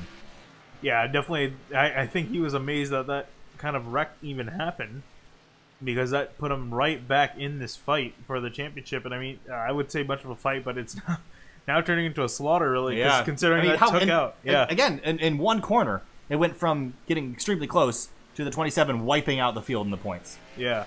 So this is just really, if anything, helping his championship a lot. And now pretty much the 88 of Hutton's on the defensive, trying to get as many points as he can get, running in 13th. But again, with that damaged car, it doesn't look like he'll be able to do much. Well, a couple people are really happy that happened. One of them got to be Alec Martinez. He got a little bit of damage on the right front after that incident, but it shouldn't affect him too much. And he was running 5th now and started back in 19th. So the 18 having a good day. Andrew Telganoff going to be starting on the inside of row 2. And Mark Emerson, who is leading this race, will be starting right in front of that number 3 car. So I expect that inside lane to be moving and moving quick. The interesting thing is Schmier is going to be on the outside, and he'll be in a position to push Alec Daffin back to lead. So keep an eye on the outside row as well. Yeah, we got 4 very strong cars up in the front here, ready to get going. I wanted to take a quick look at the track temp here today. We've seen a lot of people struggling getting into the corners, Finian, and maybe the track temp playing a little bit of a factor. This old pavement, extremely sensitive to temperature, 97 degrees on the track. That's a little hot. And Finian's yawning. He's a little tired this evening. I'm sorry. But yeah, definitely with the higher temperature, it could definitely affect the handling. As the track gets a little hotter, the car starts to lose some of its grip. So you see guys kind of sliding around. And I think that's where guys are starting to struggle in the corner, because normally, again, like we were saying, it has to do with the track surface as well. With this older track surface, if you don't have any grip, that means a lot, because you need as much as you can get. So out of the final corner, we're going to get a restart here with 16 laps to go, and somehow I don't think we're done tearing up race cars here this evening. Mark Emerson in the 22 will lead them down. The Ford FR500 pace car will pull off the racetrack and open up the racetrack for another 16 laps to decide the winner here in the third and final round in the Virtual Racing League Cup Series. You see Emerson there get a fantastic start away from the field. And the 38 ditched the 20 right out of the gate. Yeah, so that's essentially what's happened there. And it looks like they traded positions here. Telganoff jumps to the outside ahead of the 20. And looks like he's going to leave him. So no friends, it seems, at this point in the race. I don't think Telganoff's going to be satisfied with running second, though. We've seen him make some moves earlier. And we'll see if he jumps to the outside of the backstretch. No, we'll stay in behind Emerson. Yeah, he kind of set his grave there, because he was able to work with a 20, but left him out to dry. So 20's trying to get anyone he can and hope that someone's going to stick with him, because he's going to start dropping back fast as this car's gained their speed back. Yeah, got a little bit of a side draft there, but not enough to hold on to it. There's Robert Gabba there behind Alec Martinez. And look who's coming, AJ Stravado, who had a decent run at Watkins Glen here a couple weeks ago and is looking back competitive here. 7th with 15 laps to go, and we've got a battle for the lead. Look at Telganov all over the rear bumper of Emerson, and now has the 38 of Andrew Schmier behind him. Antonio Daffin tried to put a move to the inside of Schmier, and that sent him to the outside, but he was able to clear and fall back in line. So these guys looking to be a little bit more stationary now at the moment. Again, it's ticking time bomb. Yeah, I was going to say, as they start picking up pace more and more, and as the laps wind down, we're going to see guys make some moves. Speaking of moves, there's a 20 you can see diving to the outside. Right front damage on the 38 car. Didn't notice that before, and might have got a little into the wall a little bit. That could affect the handling, but he's been fast regardless. And as quickly as the 20 made that move, slipping back. Yeah, he had the 18 of Martinez outside with him, but it seems like Martinez left him out, so no one really wants to work with Daffin at the moment, which is kind of unfortunate for him. The thing is, he's made some great moves up to the front, and I'm surprised that people aren't working with him, but potentially just trying to take... this is one of those opportunities, Finian, where you see one car jump out of line, and you're willing to sacrifice that relationship to move yourself one spot closer and put your destiny in your own hands as the laps wind down. Yeah, I think these guys are just a little bit more patient right now, just trying to wait for the moment to strike and then make a move. Because again, you can work with a lot. 15 laps to go is a long way to go in a super speedway race. So there's still a lot of laps to be put down. So these guys want to wait till towards the end to start making some moves. Especially since there's only about 7 cars in this lead pack here. Yeah, the second pack is led by, again, the 17 of Chris Morris Jr., the king of second packs. Look at the 75 of Robert Gaba, though. Got a little bit sideways off the nose of that's the 60 of Ben Bafford in the good wrench car. Yeah, but it seems like everyone's trying to get around the 75 because he has a lot of damage to his car. It seems like he does not have enough pace to really stick with these leaders. That's kind of making him drop back and forcing those guys back. So they're trying to get around the 75 so they can jump back up there. But yeah, meanwhile up ahead, it looks like no one's really doing anything at the moment. And again, stationary, but not for long. And I'm going to keep an eye on the 18 of Alec Martinez. Has been quiet today. I believe he's the lone Toyota Camry out here tonight. So he's been a lonely boy with Toyota on board, and not a whole lot of friends out there. It's a Ford leading 2 Camaros, a Toyota, and then a lot more Camaros behind him. So he's going to have to make friends the old-fashioned way by pushing and shoving and proving himself as we head now to 12 laps to go. He's definitely trying to get some sort of run, but no one wants to work yet. And yeah, laps winding down, 12 to go. You can see that second pack behind trying to catch up to these guys up in front. Again, and that 75 car is damaged and potentially slowing that group down. So I'd say if it goes green, your group of winners is going to come from... Your winner is going to come from this group, and you see before Josiah Vincent starting to creep back into this. He fell out of the group a little while before that wreck and made it through, and here he is now running 6th and looking to make moves to head back up to the front. Very competitive earlier in the race. Yeah, and I think that's not we're going to see even more from him. He doesn't have too many cars to pass, but the moves we saw him make early in the race are definitely the moves of a winning car. So he has a few guys to pass. He just needs to find someone to work with and get him to the front. I honestly think his best bet would be the 20 of Daffin behind him. See a lap car out of the groove there. Goodyear. No, that's not Goodyear. Goodyear. That's the 36 car of Elliott Butler. And, honestly, doing a decent job considering how much damage that car has, running 15th right now, trying to scrape by anything else. Is look at the 4, Josiah Vincent jumping to the outside lane. He's got the 20 with them, so the 20's finally found a friend, but can they make it forward?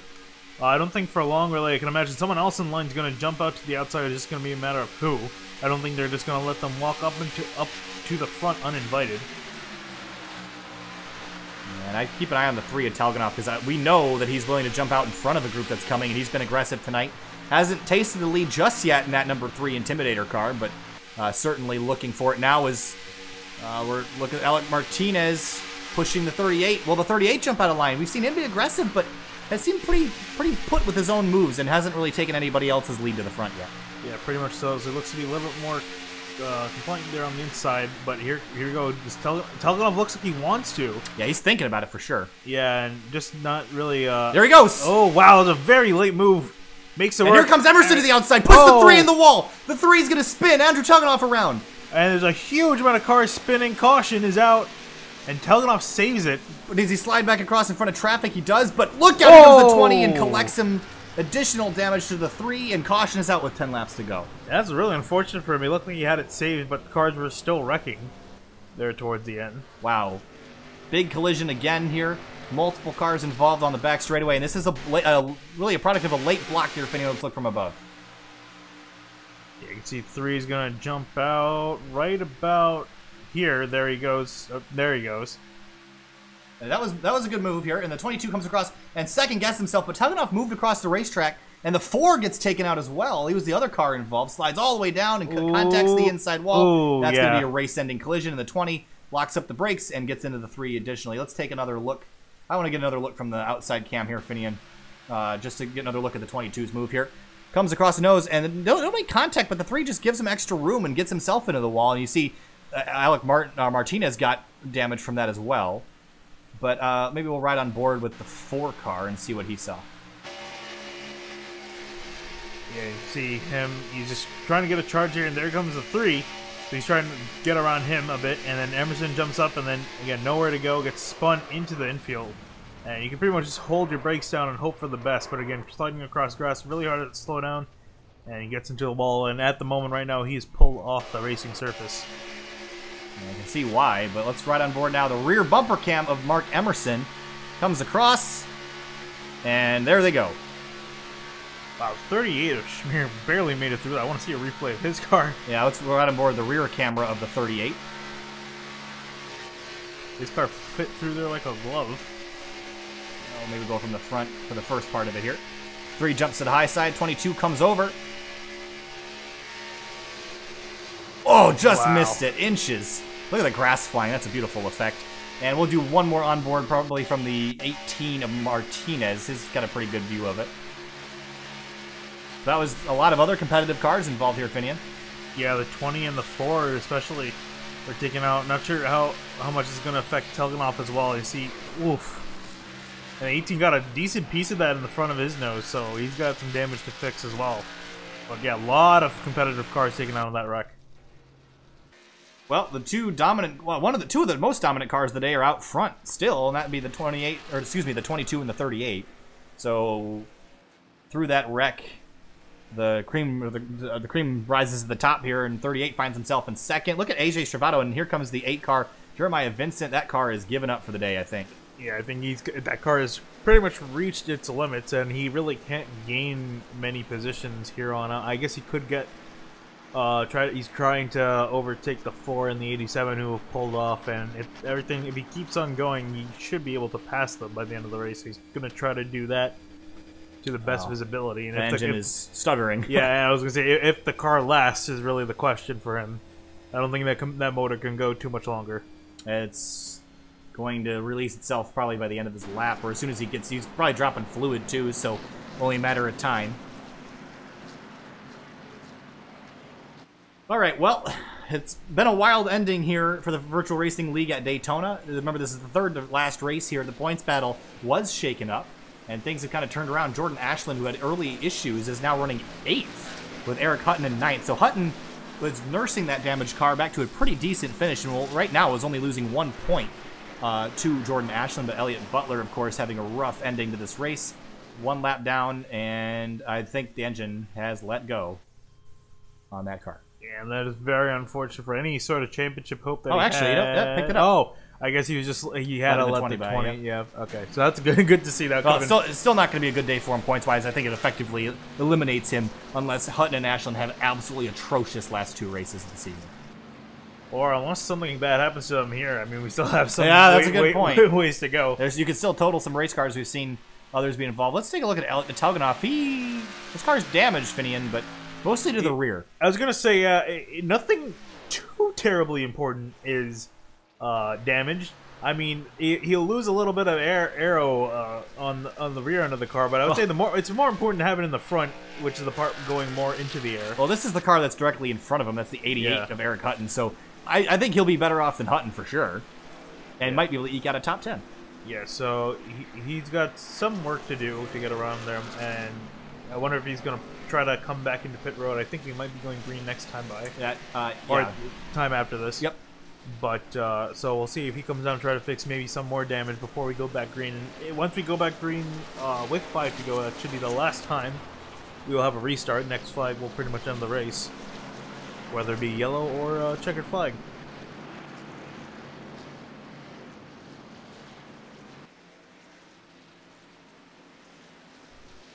Well, the Virtual Racing League has put on an absolutely fantastic show here tonight. It's been a fun one to watch, for sure. I love racing on the old pavement. It makes for an interesting interesting race. I think the new flatter pavement has gotten kind of stale over the course of the years when people have figured it out.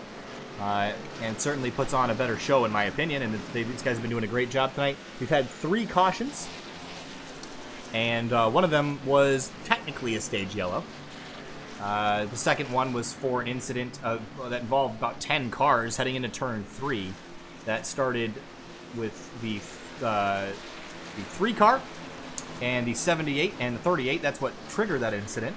And then the 36 of Elliott Butler and the 42 of Connor Horn were probably the worst that were taken out in that wreck in terms of how good they were running and how badly they're running now. And then we had the third wreck you just saw a couple minutes ago. Mark Emerson pulling across the nose of the 3 car. And the 3 of Telganoff trying to give him space, run himself into the wall, comes across the nose of some other cars, the 4 and the 20. Both those cars spin to the inside of the track. And Josiah Vincent's day is over in the champion Chevrolet ZL1. The 20 car, Alec Daffin, is out on track. I don't know, he had... his car's a little bent up, but is raceable for sure.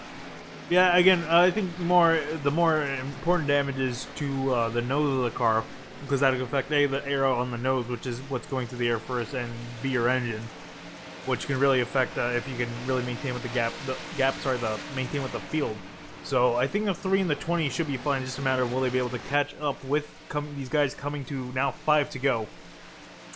All right, Finian, 5-lap shootout at Daytona International Speedway. We got 14 cars on the racetrack. Green flag back in the air. 5 laps to decide the winner at Daytona for the Virtual Racing League in the 3rd to last round of the 2018 season. Again, Emerson, like we've seen all day, he gets a fantastic start ahead of the field. And how about the 33 of Stravato? He hasn't really made any noise so far. He's got some prime position now to work with as he's trying to get to the inside of Schmier in the 38. And here he comes now. He's got help from the 60 of Ben Bafford. And this is the 38 now strung out of line. He has not been up there by himself in a long time. He's got no help. He's in the place that the 20 was a couple minutes ago. But look at Stravato being very aggressive on the back bumper of the 22 of Emerson as we work our way down the backstretch. He's being aggressive. You can see the 3 and the 20 back there. They're trying to get around all the damaged cars that were in front of them, and they're trying to get up here to have a final fight in this for the lead. I don't know if they're going to be able to keep pace with the front group, though, if any of that damage might be too much. They got to slow Robert Gaba in front of them off of turn 4 now. Oh, the 18 was knocked loose, and he's going to spin back into the field. He gets hit hard by the 88 of Hutton. No caution. Wow, that is lucky. As we got cars spinning around, and somehow iRacing system did not trigger that at all. I cannot believe that happened. Yeah. But all right, I'll take it. So Eric Hutton horribly damaged again, and that car is definitely not going to finish running this race. Off of turn 2 now, 4 laps to go. These guys, a blessing for the 33 of Stravato. He'll actually get a chance to go for it with Ben Bafford on his rear bumper. Look at the 17 Chris Morris Jr. up here as well. Yeah, so a lot of guys now we haven't seen all day fighting for the win or have a potential shot of it, as they're pretty much the last guys standing here. And Stravato does not have a single scratch on that Chevy Camaro. He's put himself in a good position. We're running 2001 paint schemes here tonight. Remember what happened in 2001 at Daytona?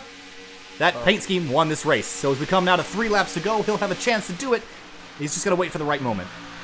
Yeah, he's just trying to wait in for a prime position to make it happen. Again, 3 laps to go.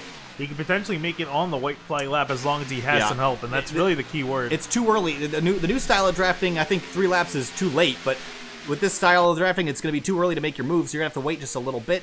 He's got help from the 60. Here comes the 20, or excuse me, the 17 to the outside. We got a car smoking on the apron. I think that's the 88 of Hutton. Yep. And look, the 33 went to the outside, but so does Emerson. Here comes the 60, going to get to the inside of Chris Morse Jr. And again, still coming to 2 to go, and these guys are already racing hard for the win here. Here comes the 33 to the outside. Here comes the 17, top to bottom. He's going to look. Emerson drops the block. Oh boy, there's the 88 on the inside. He's still running. Whoa! The 33 gets collected. Caution is out. Race is over, and Mark Emerson will win the race. And a disaster for everyone behind them, and Stravato heartbreak in the 33. Yeah, definitely so. And that all is caused by the 88 running on the bottom. And unexpectedly, that triggered the caution, the wreck that brought the caution. I almost don't want to blame the 88, though, because he was down. I mean, you shouldn't be below that yellow line, but, I mean, it's, yeah, I don't know. We'll take a look at it. All right, we'll take a look at it from high above here in just a moment, and keep an eye on that 60 car. Actually, I'm not really sure who collected it. I think it was the 17 that collected it first. You see 17 now looking to the inside. And he gets into the tri-oval here and can't see very well, and just he drives below the line. I don't think you can blame that on the 88. He was out of the way. Just I would have chosen the top if I were the 88, but I would have honestly kind of pulled off the track. To yeah. be Yes. Honest. You're right. But I don't think you can completely place the blame on him because he was below that line, and you really shouldn't be down there. So 17's got to take a little bit of responsibility for this as well. But shoots across the track, collects the 33, spins him around the 38, who's been great all day and involved, and others behind them. Andrew Telganoff involved as well. Let's take a look from the nose of the 3 car. I want to see what it looked like from back here.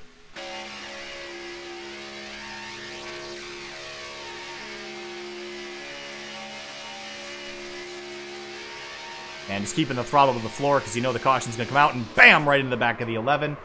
And hard contact, but as we jump back live here, Finian, we're making our way around the racetrack for the final time. White flag is in the air. Yeah, definitely. I think, and I gotta say, that car is the only car right now on the track that does not have any sort of damage on it. That's an impressive feat there. There's not a dent. Yeah, Stravato was the other driver that didn't have any damage, but of course that ended very quickly.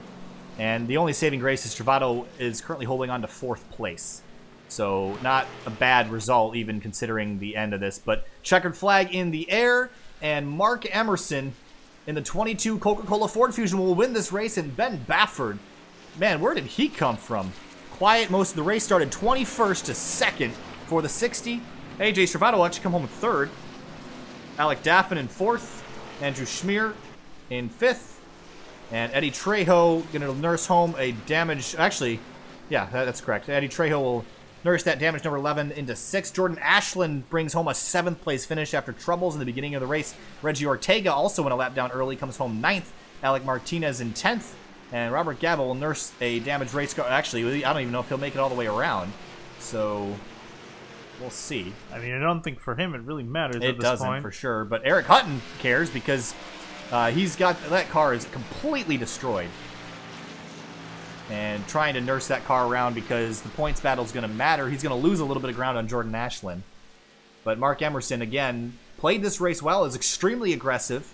I'm sure the 3 will have a couple words with him later about the block on the back straightaway, but that's restrictor plate racing. It's you time it wrong and it never works out right. So that's just the state of racing at restrictor plate racetracks. Yeah, definitely so. And this man was able to come out on the top of it. That 22, Mark Emerson had a dominant day, led pretty much most of the laps. I don't know have the exact number, but I would imagine it's pretty much. I gotta get a graphic that shows laps led. That's what I need to do. Yeah, probably, but. But led most of it and just dominated the race in all aspects of it.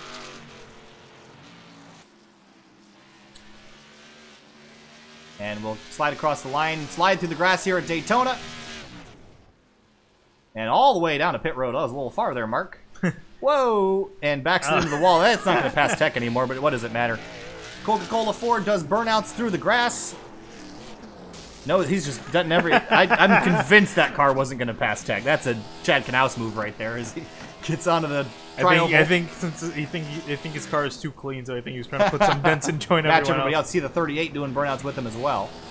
Yeah, with his front end completely gone as well, so... And he'll stop at the line and continue the burnouts here at Daytona. It was a wild one, Finney. We saw lots of action. We saw lots of crashes towards the late end of the race as drivers started to get desperate. But the 22 of Mark Emerson was probably the best-looking car all night with the moves, and I think the fastest car won the race tonight. Oh, definitely so. I mean, Mark Emerson was just able to just defend very well for the lead position. He was able to hold everyone off, and every single charge that came his way, he was able to maintain it. Some charges better than others, but again, just dominant car all day.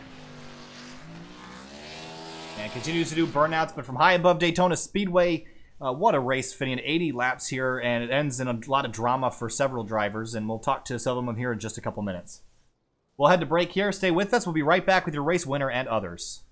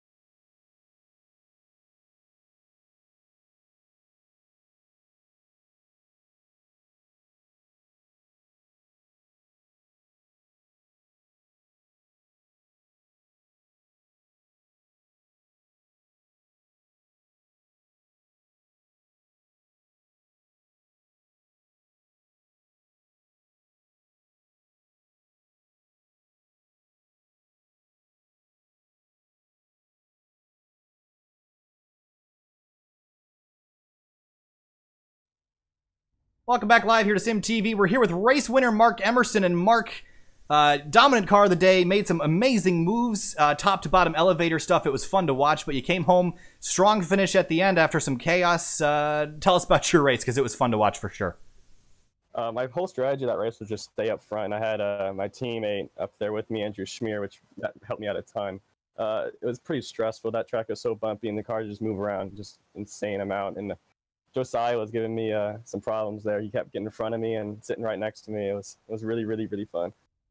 We saw a lot of guys get up kind of out of the groove there a little bit, especially when making moves. And we saw some marbles collected up against the outside wall. Was it really just the bumpiness of the track that was causing people to lose the nose, or was it the marbles up against the outside?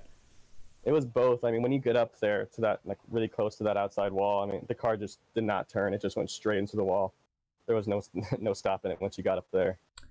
And as we look at the championship picture, you were 65 points back heading into the night. So mathematically, it's a hard road to go to walk out as the champion. But what are you looking forward to the next couple weeks? You got 2 races left. Is it just collect victories from here on out, or what's the plan? For me, it's survive, because I've had some pretty bad luck with wrecking out of these races recently. And if I just would stop wrecking and finishing outside the top 10, I'd probably be, in a better situation right now. All right, Mark. Well, it's certainly fun to watch you win that race. Congratulations on that, first of all, and thanks for talking to us. We'll talk to you later. See ya. All right, now we're going to talk to second place finisher Ben Baffert, and hopefully I said that right, Ben. And yeah, it was a long road forward tonight. I believe you started 21st and just came home second, so you got to be happy with that. Oh yeah, starting in the back, I was just trying to avoid every. And my mic just got out. I was just trying to avoid every wreck I could. I stayed in the pits twice, ended up getting stuck in the fence once. But near the end, I just sent it to the front. We saw you. I'm trying to remember who you were working with there in the number. I think it was AJ Stravato, but you were working there with a lot of guys to move yourself forward. Did you have any friends out there, or was it kind of a free-for-all? Because what we saw tonight was a lot of drivers hanging out, others out to dry, and curious to see what your perspective is on that. Yeah, I pretty much had my teammates, Alec and AJ. Well, that makes sense. That make their teammates. All right, well, that makes that nice and clear for us. But Ben, congratulations on a second place finish. Nice and solid for you heading into the next couple races. Thanks for talking to us. Thank you. You too. All right, and now we're going to talk to AJ Stravato in the number 33 car. AJ, we thought you had an opportunity to win the race there, and just things ended poorly there on the white flag lap. Tell us about the closing finish to this race. Can you guys hear me, first of all? Yes, sir. All right. Yeah, I thought I had my move planned pretty properly there, and I don't know what the hell happened underneath me. Lap car was there underneath, but I guess whoever was underneath me just clipped me. Really sucks. Really planned that race out as best as I could. I was working with Alec and Ben in the back right there. We were kind of talking throughout the week to hang in the back, kind of, stay back there, let everybody kind of do their thing. We knew there was going to be a couple big ones, and there was, but it sucks. I really thought I had a good move right there. It would have been fun to finish it out, but things happen, so can't really get too mad about it. It's play racing. I'll get over it.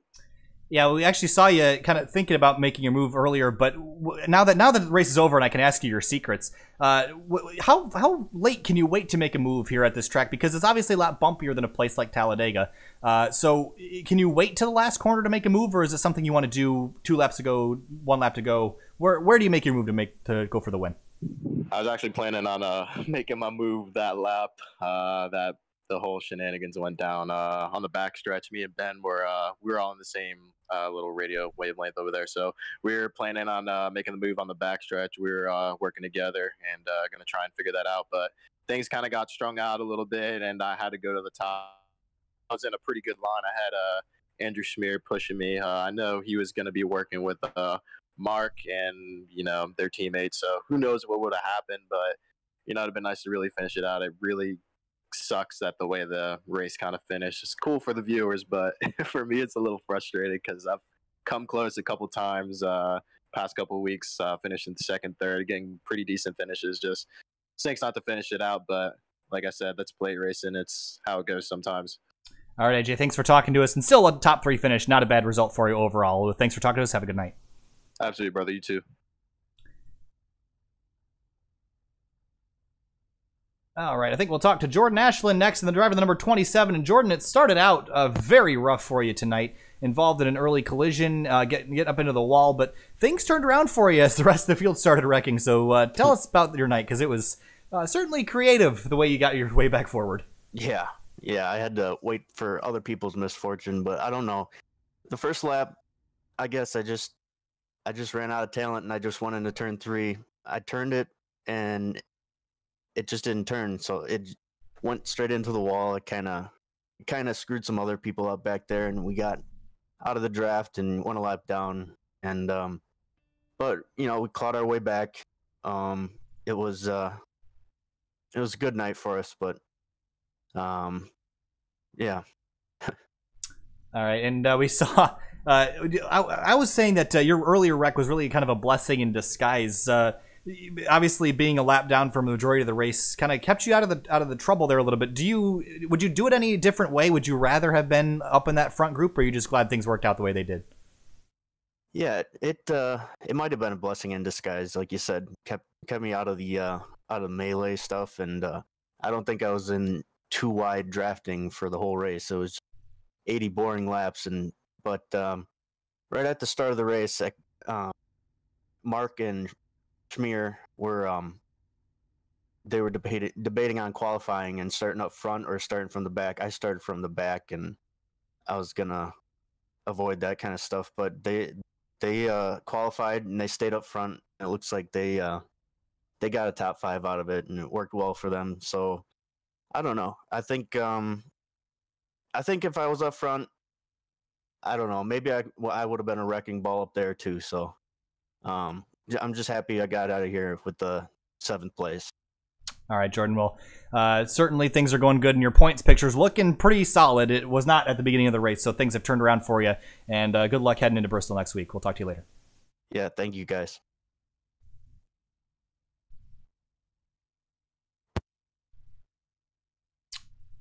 All right, and now we're going to talk to the driver of the number 3 tonight, and that would be Andrew Talganoff. And Andrew, tonight you had a very strong car, moved your way to the front, and then things started to turn south, and you got yourself turned around a couple times. And curious to hear about what you saw from your perspective this evening.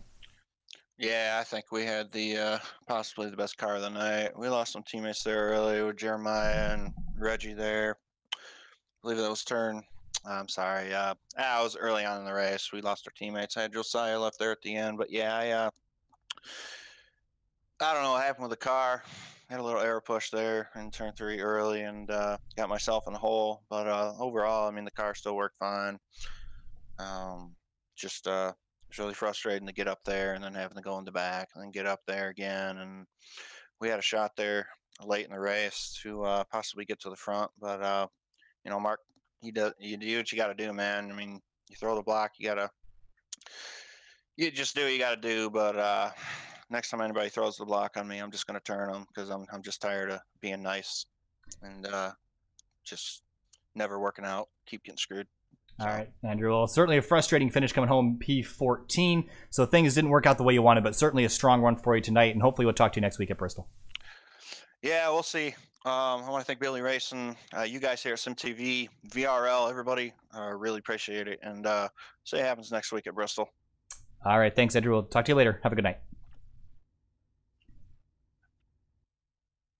All right, Finian. Well, that will about wrap things up here tonight. And what a race that was. We saw lots of action here this evening. Lots of pushing and shoving, lots of 2-3 wide action, and, of course, a couple wrecks that took out some very fast drivers late in the going. Yeah, I know. And, again, it's really unfortunate for those guys who got involved in those wrecks towards the end. Again, a lot of strong cars, the 3 of Telganov, 4 of Vincent, just to name a few. It was really unfortunate to see them taken out of the running, because they could have been really dominant cars there to the end, enough probably to give Mark Emerson a run. Yeah, and again, Mark Emerson put on a great show tonight. A couple block moves that put some people in some bad spots, but the top to bottom elevator moves he was doing from the bottom of the racetrack to the top to the top to the bottom put on a great show, and certainly deserving of the victory here tonight. Ben Baffert, of course, coming from the back to the front. Great run for him. AJ Stravato came up just short, tried to make the move, couldn't get it done. But yeah, great racing all around. 4 cautions, I believe. That's a pretty good number here for 80 laps at Daytona. So a solid race here this evening. And next week we head to Bristol Motor Speedway, 190 laps. next week on the 6th of October. So we'll have to see if that'll be here on Sim TV, but hopefully it will be because the racing these guys put on is fantastic. We did their Watkins Glen race a few weeks ago, and things were great there as well. So we're going from the fastest place in NASCAR to one of the shortest racetracks on the circuit, and that's sure to be an exciting race there as well. But we want to thank everybody for sticking with us here on Sim TV. Our next broadcast will be tomorrow night on Three Wide Series. We'll be running at New Hampshire Motor Speedway tomorrow. Then Tuesday, Fuel Cup Series racing from, where are we next week? Oh, USA International is where we are with Fuel. And then Wednesday, we're off. Thursday night, we're back with the Fuel IndyCar Series from the Milwaukee Mile. And then Saturday, hopefully we'll be back here at Bristol. So thanks for watching on Sim TV. Have a great night, everybody.